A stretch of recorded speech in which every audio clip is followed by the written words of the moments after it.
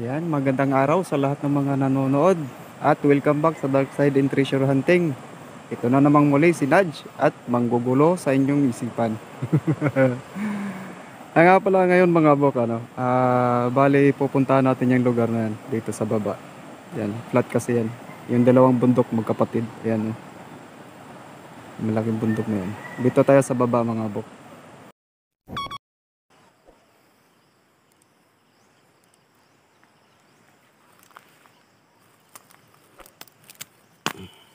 Ulo.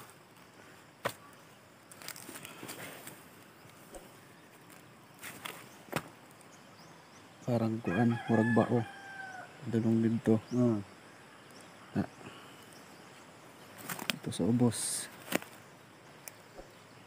Gambok na oh. Gamay.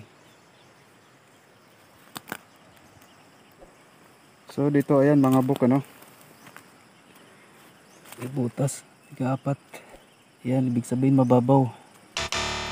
Basta kasya yung apat na daliri, mababaw lang yan. Ayan. Mababaw, malaking bato. Ito yung kay mga bok, kay Satori. Yung isang bato, chinik ko yung dito may isang malalim na nasa gis. May isang pa. Tapos nandun isang butas. Tapos may isang butas pa maliit. Yan. Ito. Kasya din 4. Pang-5 ito. Hindi kita. Ayan oh. Butas din yan. Ang laki oh. Yan. 1, 2. Sa gitna. Pang-4, pang-5. Ayan. 1, 2. Yung pang-3.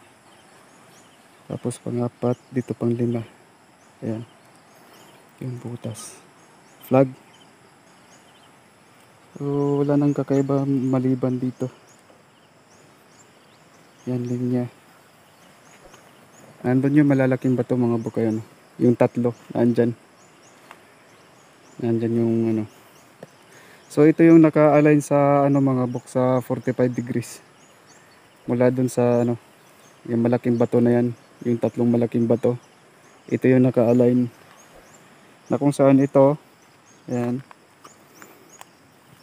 So, T. Tapos, yan, pagong. Parang pagong. Yan o, ito yung ulo niya. Yan. Tapos, papunta naman doon. Kasi ito, curve to. Yan. Pa-curve yan. Ayan. So, pansin nyo ba to mga bok? Itong marka na to. Ang ibig sabihin yan mga bok, alam ko marami na sa inyo ang nakakaalam ng meaning nito eh. May hawak na rin kayo ng mga codebook na yan eh. So, etong marka na to mga bok, 7C yan Loko ka na, magkaiba naman yan eh. Hindi naman 7C yan eh. Palikpik yan eh. So, hindi, yan 7C yan mga bok. Itinago lang yung kasi yan yung basehan ng kung anong kukunin natin dun sa ilalim. At isa pang dahilan niyang binaliktad na yan dahil yung door niyan nandyan sa ilalim. So, yung 7C na yan yung coordinate dun sa letter T dito sa likod na yan na sa treasure code tawag nun door. So, ngayon itong marka na to derived to sa kay Susano. So sa mga nakapag-research na kay Amaterasu, may alam na rin kayo kung ano ang kwento ni Susano. So yung C na yan mga bok, doon yan kinuha sa tawag nito. Sa bakod na pinagawa ni Susano, pang-trap doon sa dragon na si Orochi na may 8 entrances, gates. Sorry. So yung 7 na yan mga bok, numbering system yan ng IGN which is 8. So sa kabuuan, kung itatranslate natin yan sa English, 8 gates lang yan mga bok roundabout fence with 8 gates. So yun mga bok, para mas madali 8 gates na lang. Doon yun derive yung marka na yan mga bok kay Susano, yung 7C na yan. Mahahanap mo yan sa Luzon, Visayas, hindi ko alam kung meron. Meron yan 7C pero baliktad yun. Na napanood ko dun kay Sir Chris yun eh. Nauna yung C tapos dito sa baba yung 7. So yun naman nakasulat sa wall. Ito nasa edge. Nasa bottom edge pala nakalagay. So yan yung coordinate dun sa letter T na under. So 8 gates ang kahulugan yan. Sa treasure code pwede na rin door. Sa Imperial Regalia treasure opening. So yun yung mga bokano, doon yan derive kay Susano yung 7C. Doon yan ang original. 8 gates ang tawag niyan. Tapos parang half arrow. Yan. Papunta naman doon. Ito yung tulis niya. Yan sa baba. Yan nakaambok na maliit. Yan butas yan. Tapos butas din doon.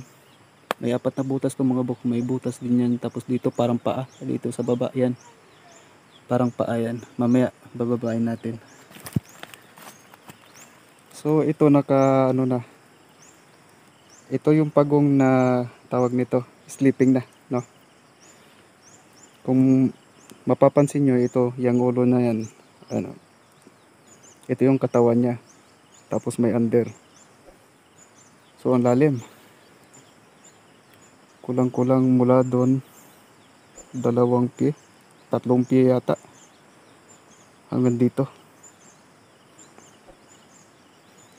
So titignan ko pa kung saan kami banda, kung doon ba o dito na lang, no? Pagong na to tulog, walang paa, walong paa. So ito yung ano na yan mga bok, yan. Kung dito tayo ay kung dito ang basa niyan up, as wala naman na doon. Bundok na kasi yan. Tapos kung ayan tayo dito sa likod, ayan sa likod niya. Yan magiging down yan. At the same time person din yan mga bok. Ayan. So alam nyo na magdikod kung sa person ng mga bok, ito ganitong sign ng person, alam nyo na. Napanood nyo naman siguro kung paano magdikod ng person na ganyan. So kung dito tatayo, ito yung tatayuan natin kasi person nga yan. Under din. Ayan, makikita natin yung ulo. Ano? Yan yung ulo niyan, papunta doon. Baba lang tayo para makita nyo nung ano doon.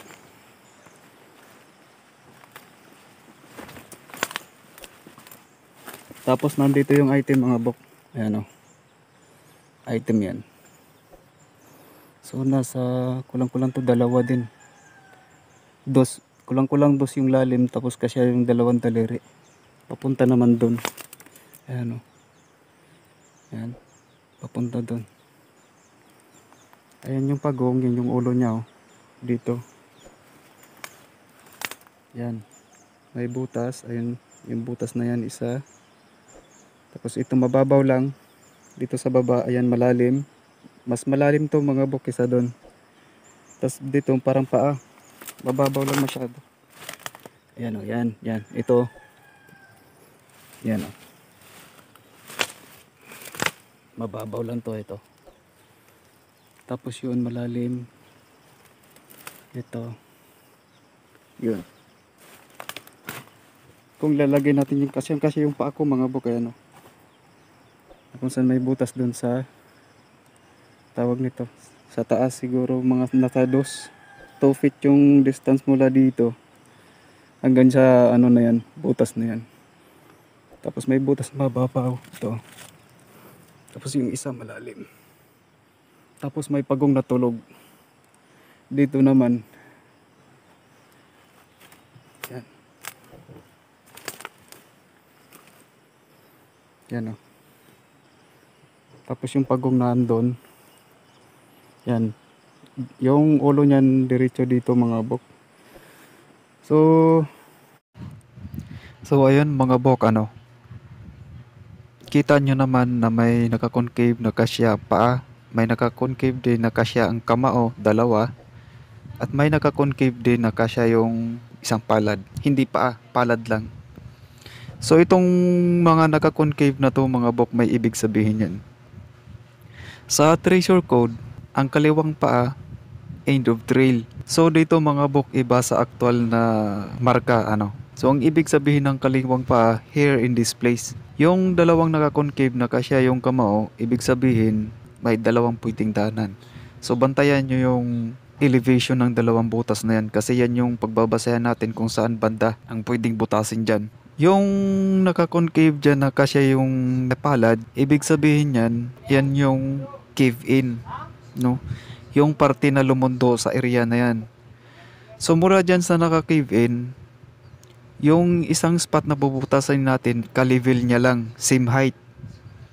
At mula naman dito sa naka-cave in, yung isang butas naka-align dito pababa o dito sa baba ng cave in. So ngayon mga bok, pagsasamahin na natin yung meaning niyan ano. Mula dito sa paa, papunta dito sa dalawang butas, tapos dito sa isang naka-concave na kasya yung palad. Here in this place, two shaft available. One same height from the cave in, and from the cave in, one spot below. So yun yung mga kahulugan niyan mga bok ano. Here in this place, two shaft available. One shaft same height from the cave-in marker and from the cave-in marker below. So yun ang kabuuan ng marka na yan mga bok. Hindi ko pa alam kung saan namin ito buksan, kung dito ba o dun sa taas na mismo. Ah. Tulog na yan eh. Mas pabor yata dun sa taas. So itong site na to mga bok, kay ano to, kay Satori. Ayun. So para sa mga bago pa lang dito sa channel ko no, papaalam ko lang sa inyo kung ano yun si Satori. Si Satori ay isang mind reading monkey ayon sa Japanese mythology. Naisip kong gawan to ng video patungkol dun kay Satori kasi itong site na to, sakop to ni Satori ano. Salamat kay Golden Nature 4886. So salamat sa comment bobok. Nagkaroon ako ng ideya na isali to dito si Satori. Kasi sa totoo lang, isa din naman ako sa naniniwala na pagka monkey marker, tricky.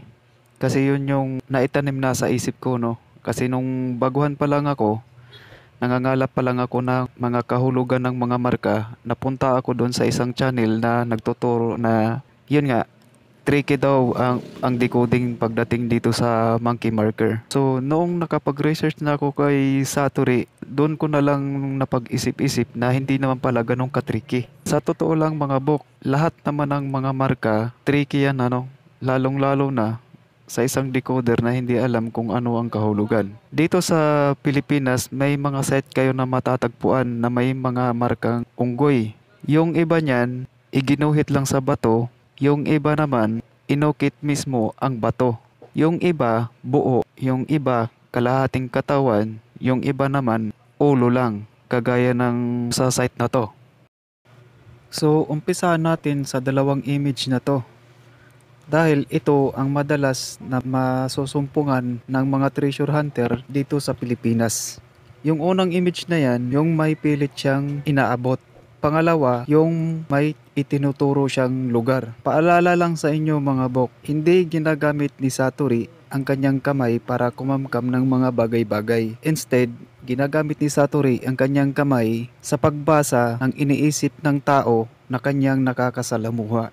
At minsan din ay nakakasalamuha siya ng mga tao na marunong mag-clear ng mind. Sila yung mga taong marunong mag-meditate, kaya nakikleanse nila yung mind sa oras na makakaharap nila si Satori. At isa pa mga bok, sa monkey marker decoding, huwag nyong ituring si Satori bilang isang normal na unggoy na matatagpuan lamang sa mga kagubatan na inyong napupuntahan. O kaya naman ang mga unggoy mong kaibigan, o kaya sa unggoy mong kapitbahay.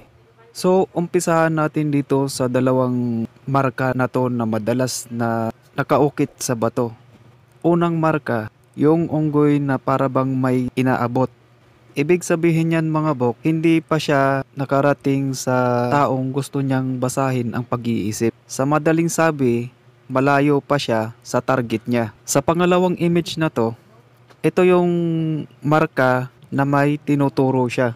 So, ibig sabihin yan, dahil nakalabas na yung daliri niya, ibig sabihin yan, naabot niya na ang target niyang tao na gusto niyang mabasa ang pag-iisip. Tandaan nyo, hindi ginagamit ni Satori ang kanyang kamay sa pagkamkam ng mga bagay-bagay. Balik tayo sa image na to.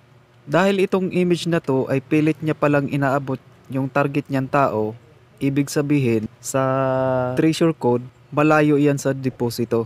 Malayong malayo pa yan sa deposito. Dahil pilit niya palang inaabot yung target niya. Dito naman sa pangalawang image na to, ang ibig sabihin niyan dahil nabasa niya na, alam niya na kung ano ang iniisip ng isang tao. Sa treasure code, ibig sabihin siya na, nasa kanya. Huwag kang pumunta doon sa tinuturo niya dahil siya mismo ang may dala-dala. Nasa kanya na. Kung wala sa ulo niya, nasa katawan niya. Kaya pag nakakita kayo ng markang ganyang nakaturo na, basagin nyo na. Either yung bato mismo ang pinormang unggoy o ginuhit man yan sa malapad na bato, basagin nyo na. Yun mga bok, uulitin ko lang. Itong pilit niyang inaabot, malayo pa yan sa deposito. Yung pangalawang image na yan, ibig sabihin nasa kanya na, siya na, on the spot, basagin nyo na. Ganon lang kadali si Satori mga bok. Ang komplikado lang yan yung may pilit siyang inaabot. Kasi ayan, hindi kamay ang magiging pointer niyan. Hindi rin paa, hindi buntot, hindi mata, hindi rin kilay, hindi rin tenga. Kundi, ang pointer ng marka na yan ay yung bibig. Tandaan nyo mga bok, bibig ang pointer ng marka na yan. Huwag nyong sundan kung saan man nakaturo yan. Ang sundan nyo, ang bibig. Ngayon, nasa sa inyo na kung paano i-decode ang mga karagdagang marka na nakaukit sa kanyang mukha. Kung nagkataon na yung marka na yan may dalawang tenga, ibig sabihin, either maghanap kayo ng dalawang bato o dalawang grupo na mga bato. So yun ang ibig sabihin ng tenga mga bok. Tapos ang pointer niyan ang bibig niya. Yun ang sundan nyo. Wag yung kamay, wag mata, wag buntot, wag paa. Ang bibig ang tignan nyo dahil yun yung pointer sa marka na yan. So sana nakapulutan nyo to ng mga buka. At isa pa, normal na sa mga site na may monkey marker ang mga marka na walang kwenta, walang halaga. Hindi yan panligaw mga bok kasi isa yan sa mga characteristics ni Satori na pag walang iniisip yung isang tao, iniiwan niya. Kaya madalas meron yan sa mga site na merong unggoy na marka, hindi yan nawawala. Siya nga pala mga bok, yung mata, ang tinutukoy niyan either shaft or item. Kapag yung mata tuldok lang na magkasya yung dalawang daliri tapos may kilay nakakurbang C, ibig sabihin yan in front. Hindi literal na in front sa marka na yan dahil ibang bato ang tinuturo niyan. Tandaan nyo mga bok, ibang bato ang tinuturo niyan, hindi mismo sa harapan ng marka na yan. So sana nakapulutan nyo to ng aral mga bok. Sana naliwanagan kayo na hindi ganun katricky si Satori kung alam lang ng decoder kung ano ang mga ibig sabihin ng mga marka. So yon, sana hindi nyo na masabi na tricky si Satori. So itong part na to, kung dito namin to dadaanin, tapos yung deposit nandun, sobrang lalim, ang kapal. Kasi nasa mga 2 feet din yata ang nito, mula dun sa, yan, mula dito, ay isang metro pala.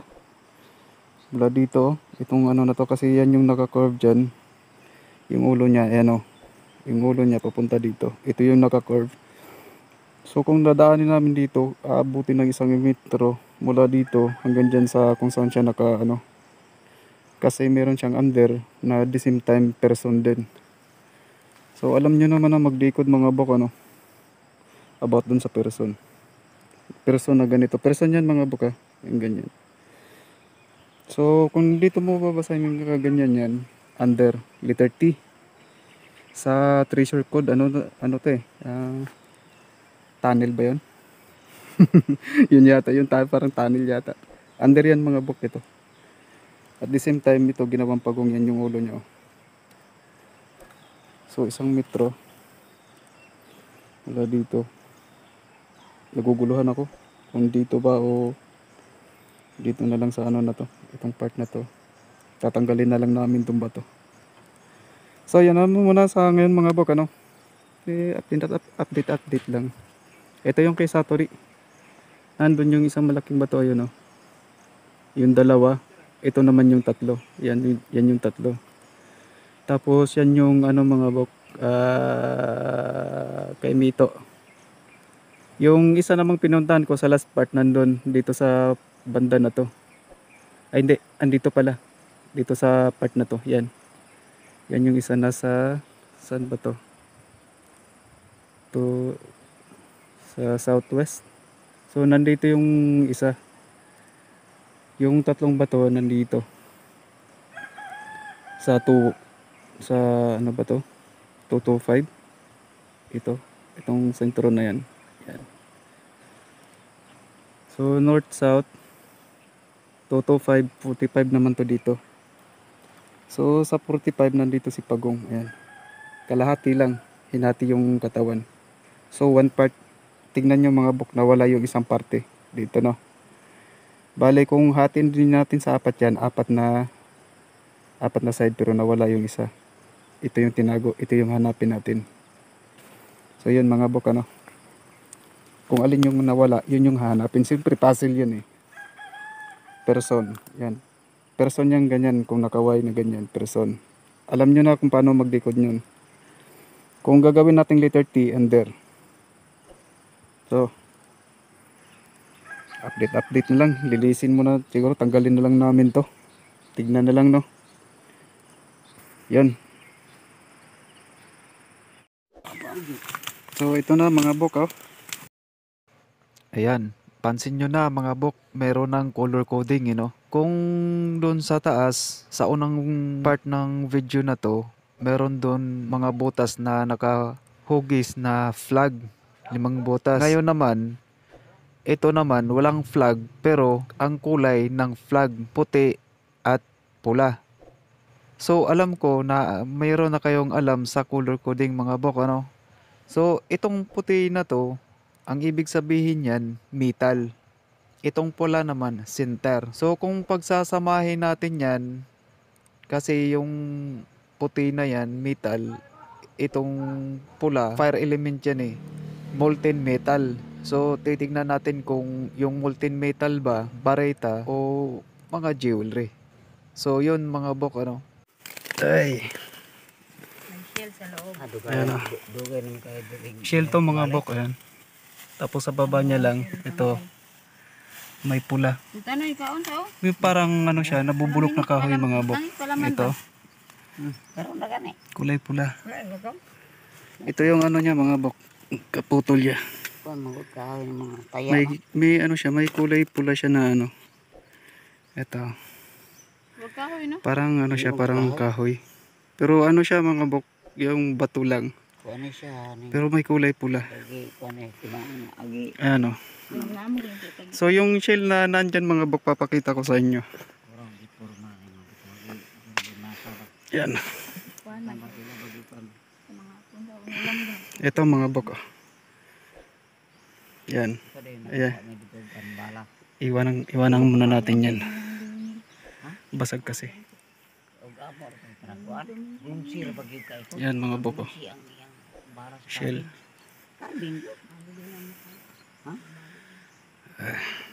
Teka lang, nahirapan ako. Ay, wala na dito. Ito. Yan, nahirapan ako sa kalisod. So, ito mga bok, ayan o. Dito yan mga bok nakadikit. Yan. Dito yung nakadikit.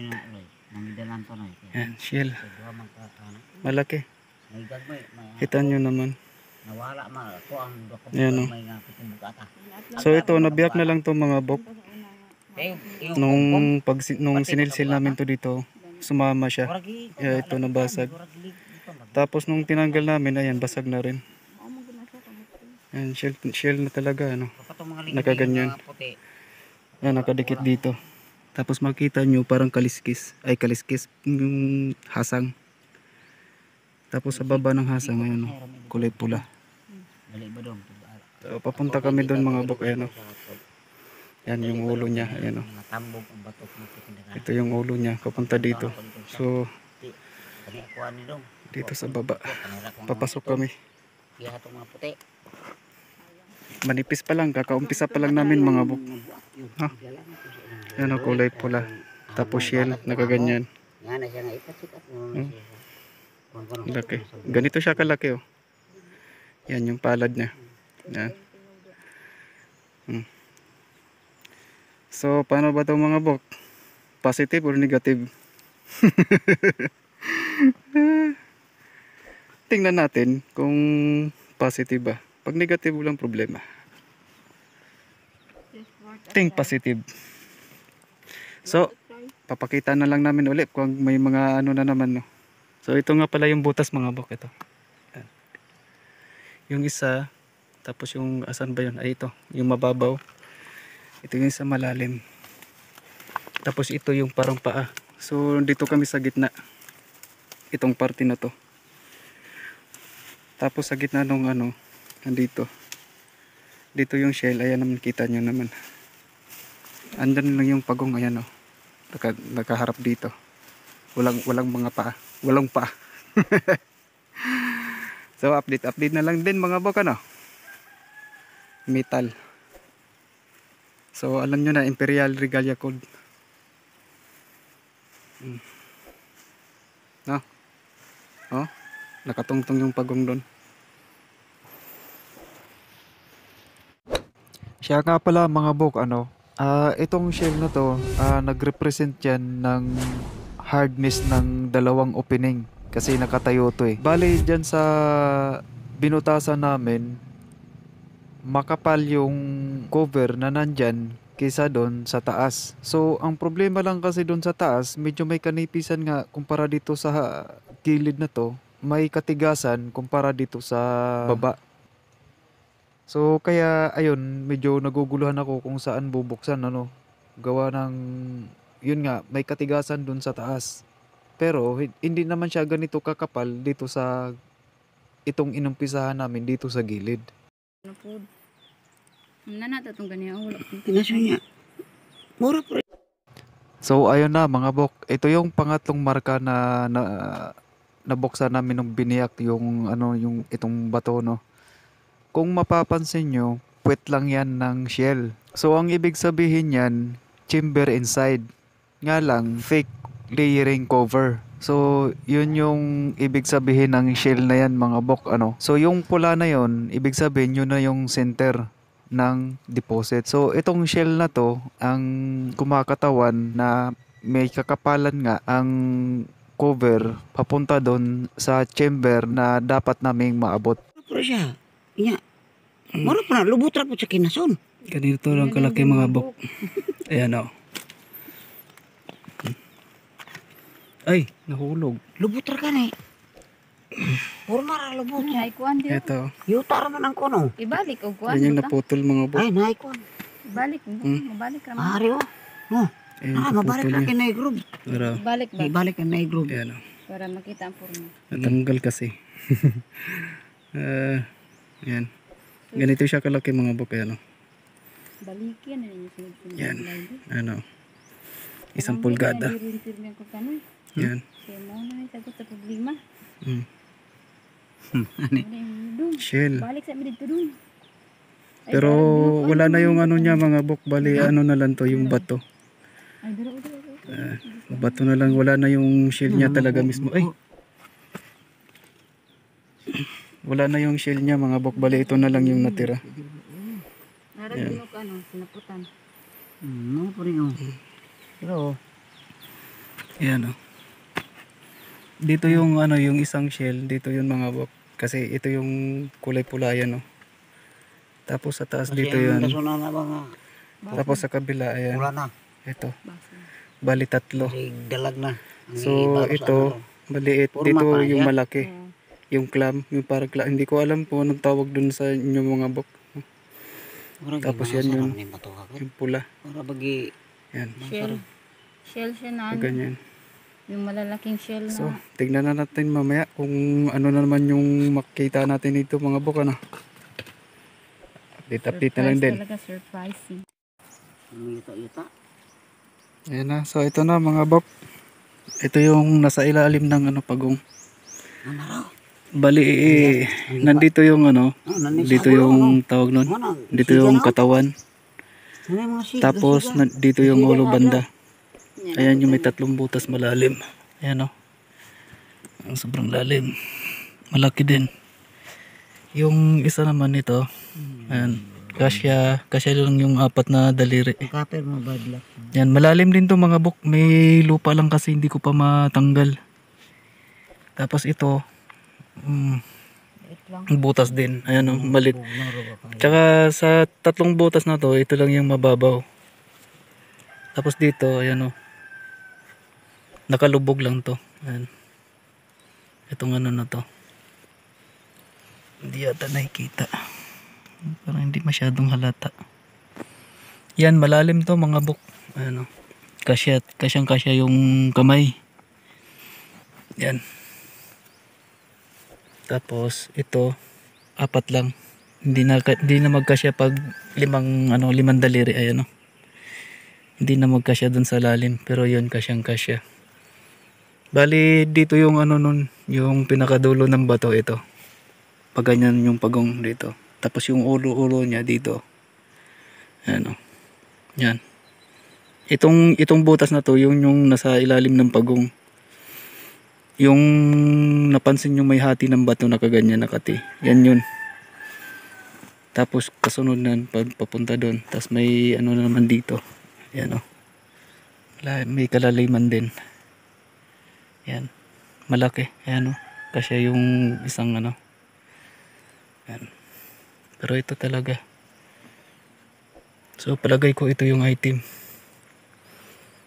Yung item na to nandito. Yung kaso nga lang malalim. Yung butas niya malalim. Yung item nandito. Ay. No.